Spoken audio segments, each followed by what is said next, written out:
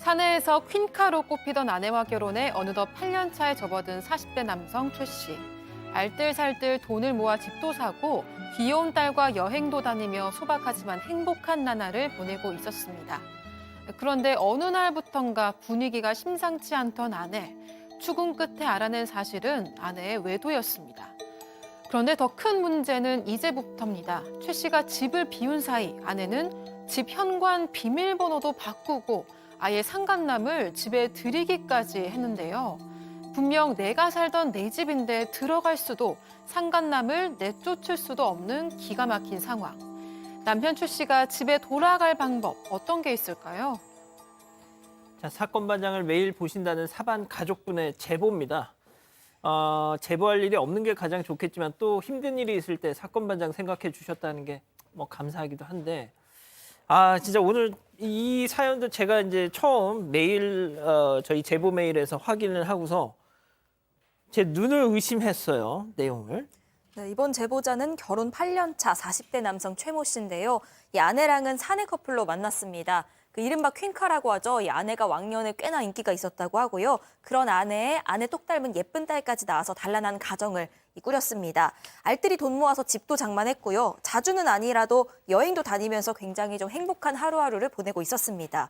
이제 딸만 잘 키우면서 행복하게 살면 되겠다 이렇게 생각을 했는데 지난 몇 년간 코로나 시기를 겪으면서 이 뜻밖에도 생각지도 못한 부분에서 갈등이 생겼다고 합니다. 코로나랑 부부 갈등이 무슨... 두 사람이 맞벌이를 하고 있었던 거죠. 그런데 코로나 때 이런 일이 사실 실제로 많이 있었습니다. 재택근무를 하다 보니까 두 사람이 퇴근하고 저녁만 보다가 갑자기 24시간을 같이 붙어 있게 된 거예요. 네. 그럼 좋은 건 한 반나절 정도 갑니다. 24시간 붙어 있으면 정말 뭐 사소한 일, 아이가 있죠. 어린아이가 있잖아요. 그럼 애가 뭐 해달라 그러면 당신이 가볼 거야? 내가 가볼 거야? 왜 지금 애 떼쓰는데 안 챙겨주는 거야? 밥은 또 24시간 내내 있는데 새끼 다 배달시켜 먹을 것도 한두 번이잖아요. 밥 먹다 보면 또 설거지 쌓이게 되죠. 요리는 내가 했으니까 설거지는 네가 하랴. 게다가 출퇴근 시간이 없어져요. 그래서 이게 퇴근하고 딱 일이 딱 끝나야 되는데 그 시간까지 일이 끝나는 것도 아니고 밀려 있으면 한 사람은 일하고 있고 한 사람은 집 밖에서 TV 틀고 뭐 이런 일이 있다 보니까 안 싸울 수가 없죠. 코로나가 불러온 비극 많습니다.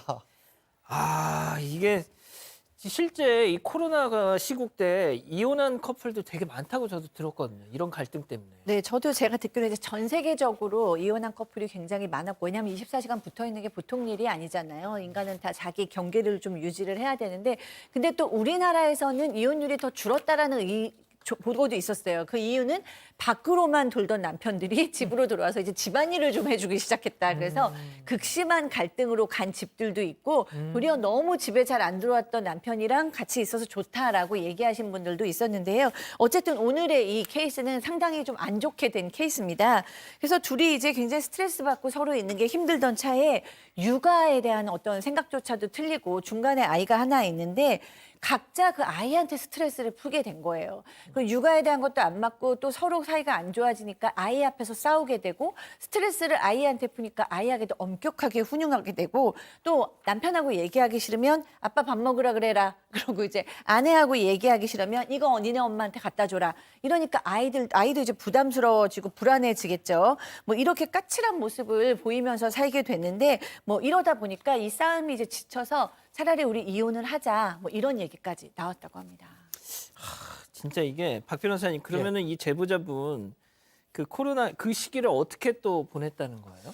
자, 가장 뭐 좀 문제고 가장 좀 안 좋았던 게 이 코로나 이때 양육 부분, 아이 양육 부분에 대해서 좀 트러블 또 있었다고 하는데 좀 해결된 부분 중에 하나가 뭐냐면 코로나 끝날 때쯤에 아내가 건강 문제로 퇴사를 했다라고 해요. 퇴사를 하면서 그 양육 부분은 좀 아내가 좀 하면서 그 어떤 갈등 부분은 해결이 되면서 그 이후부터는 같이 여행도 다니면서 예전에 좀 상황으로 좀 돌아왔다라고 합니다. 가정의 평화가 좀 왔다고 하는데 좀 문제는 아이가 코로나 그 무렵부터 다녔던 태권도 학원에 지금 다녔었는데 태권도 학원에 선생님 얘기를 부쩍 많이 하는 상황이 있었다고 해요. 딸아이가.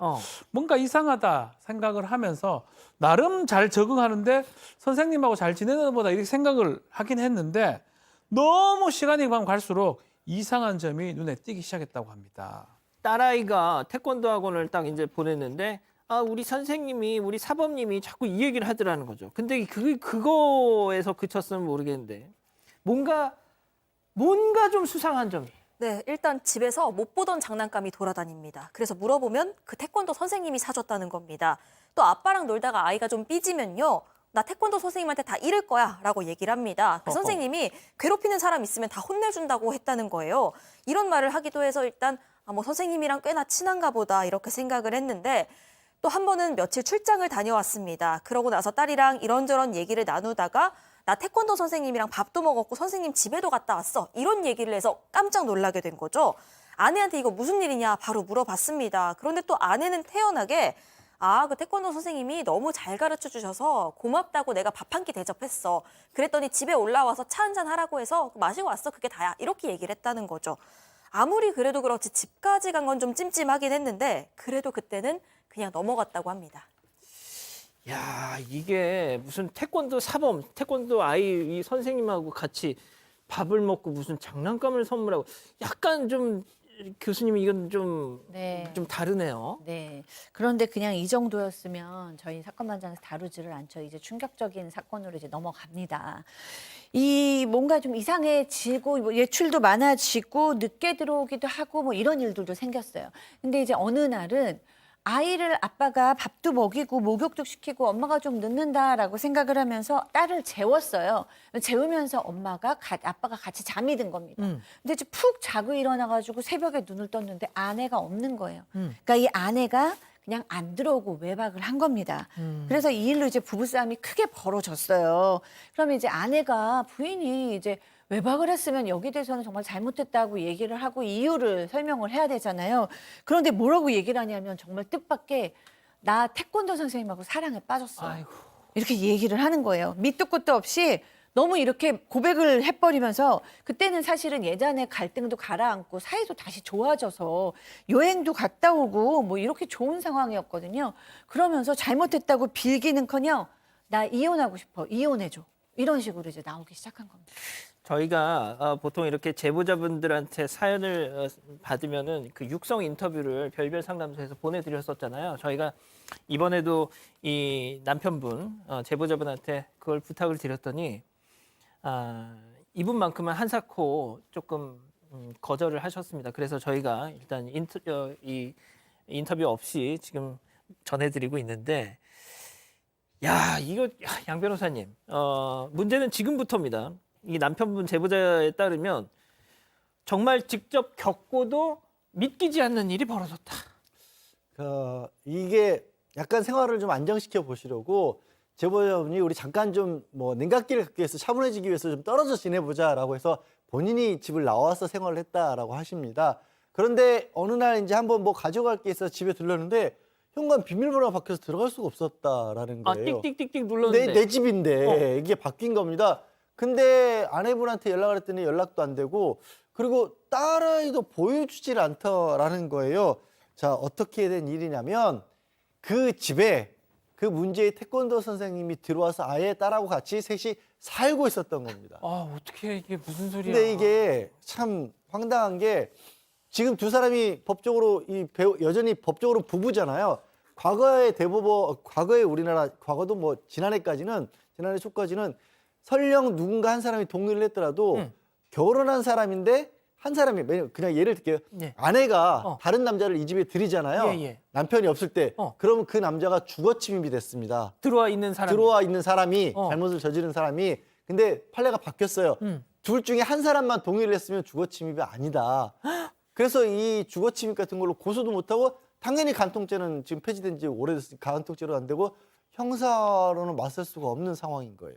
내 집에 지금 저기 아내랑 바람난 남자가 들어와 살고 있는데 나는 못 들어가고 고소도 못하는 상황이에요.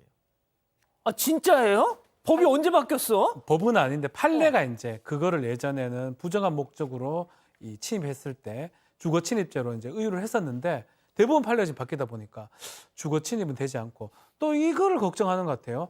최 씨는 나는 들어가면 나도 문제가 되냐 이런 걱정하는 뭐 그런 얘기를 들었대요. 예. 내가 들어가면 나도 주거 침입되는데 본인 집이잖아요, 사실은. 예. 본인 집인데 본인 집이 탄 사람이 들어와 있고 뭐 제가 개인적으로 생각했을 때는 그 부분은 크게 문제가 없어요. 다만 못 들어갈 뿐이에요. 비밀번호 알아야 들어가죠. 만약에 네. 열쇠 수리 공분을 불러서 저는 뜯어서. 가능하다고. 왜냐하면 아직까지 공간 자체가 두 사람의 생활 공간입니다. 절반은 아내, 절반은 남편 거거든요. 지금 어떤 상황으로 이 별관 이방인이 와 도중에 있는 거잖아요. 이방인이 들어와 있는데 이방인을 어떻게 주거 침입으로 형사처벌할 수는 없지만 본인이 그 공간에 다시 들어가는 거는 뭐 법적으로는 어렵진 않아 보이는데 어쨌든 간에 비밀번호를 모르기 때문에 또 협조를 안 해주기 때문에 야. 들어갈 수 없는 그런 상황으로 지금 보입니다. 야, 진짜 어떻게 이럴 수가 있습니까? 이게 내 집에 엉뚱한 인간이 들어가 사는데 이거 와. 자, 그러면 여기서 별별 상담소 오늘의 궁금증 짚어보죠. 자, 내 집에 살림 차린 이 상간남 어떻게 하면 내쫓을 수 있느냐라고 하셨어요. 자, 이게 이 제보자 남편분께서도 저희 사건반장 제보를 주시기 전에 여기저기 좀 변호사 사무실에 문의를 하셨나 봐요. 그런데 점유권 회복이라는 게 있더랍니다.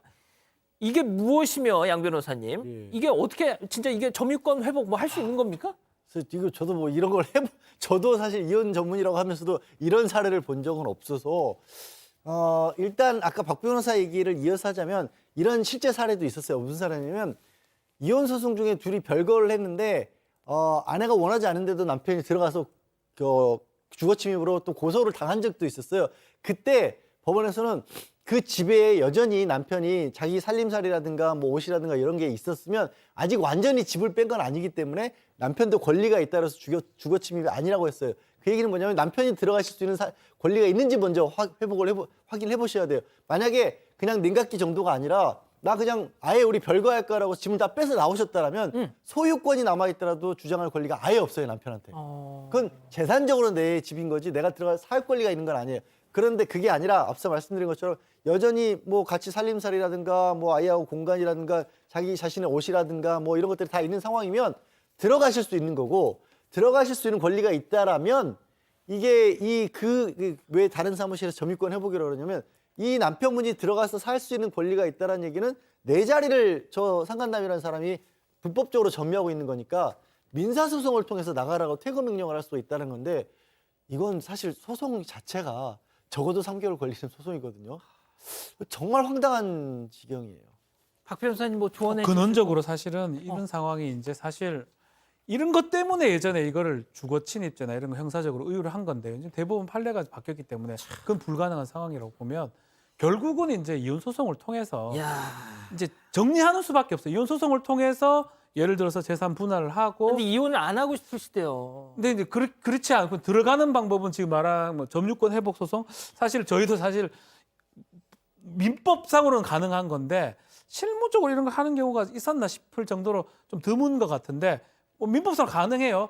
내 점유권을 회복하기 위해서 가는 걸 가능한데 그런 거 소송한다면 최소한 반년 이상 걸린다고 가정하면 당장 들어갈 수 없다면 결국은 법적으로 한다는 거는 이혼 소송을 생각할 수밖에 없는 상황이 아닌가 이렇게 생각이 됩니다. 자, 교수님. 네. 지금 자막으로도 나갔는데 이 사연자 남편분께서는 그래도 이혼은 하고 싶지 않다라고 하신다는 아이들 때문에. 네, 그렇습니다. 뭐 대단히 부정이 있으시고 또 마음이 넓은 남편이신 것 같으니까 뭐 이혼 문제는 좀 뒤로 미룬다 하고 쳐도 저는 이제 법적인 거는 모르지만 사실 어떻게든지 이거 부인하고 좀 타협이 필요하다. 왜냐하면 저는 집도 집이지만 이거 아동 학대 아닌가요? 아버지가 아닌 다른 맞아요. 아저씨가 와서 지금 그 집에서 살고 있는 거예요. 아빠 집에서. 이게 그 아이한테도 너무나 정서적으로 충격이고 안 좋을 것 같거든요. 그러니까 이 부분에 대해서도 이혼을 안 하고 싶다고 하니까 그래도 아이는 좋아할 거 아니에요. 이 부분에 대해서 좀 타협을 보실 필요가 있고 또 심각하게 그거에 대해서 설득이 안 되면 아동학대 문제도 좀 제기하실 필요가 있지 않을까라는 생각이 들고 그걸 진행해 보신 후에 정말 내가 이혼을 할 것이냐 아니면 회복으로 갈 것이냐를 결정하셔야 되는데 이제 회복으로 가신다고 하면 일단 저는 응원을 하지만 상당히 길고 많은 노력과 인내가 필요할 것 같습니다. 자, 우리 가족 여러분들이 이게 주거 침입을 안 된다는 얘기 말씀 들으시고 좀 충격을 받으셨어요. 그러니까요. 장순규 님도요. 내 집에도 마음대로 못 들어가는 법이 도대체 무슨 법입니까? 하셨습니다. 케이스타님, 남의 일인데도 혈압 오른다 하셨고요. 슈퍼맨님, 그냥 이혼하고 둘 다 내쫓으시면 안 될까요? 하셨습니다. 김윤경 님도 퀸카면 뭐합니까? 저 여자분 진짜 막장이네요. 이런 의견 주셨습니다.